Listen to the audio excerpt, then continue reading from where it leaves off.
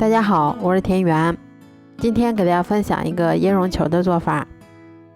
首先我们准备50克室温融化的黄油，先加入50克的糖粉，然后用电动打蛋器把它们低速打发，一直打发到能够形成像这种很多小三角的状态。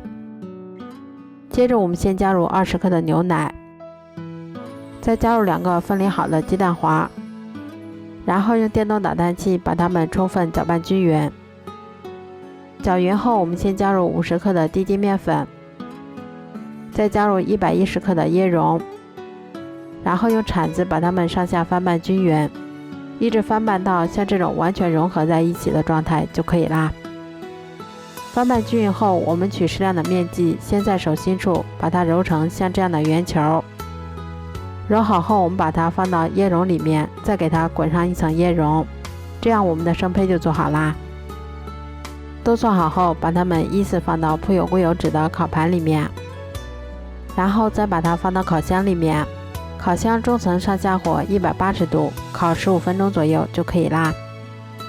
这样做出的椰蓉球稍微放凉后变得非常的酥脆，而且还有一股浓浓的椰蓉的香味儿，味道比外面买的还要好。如果喜欢的话就试试吧，喜欢我的视频就关注我吧，谢谢您的支持。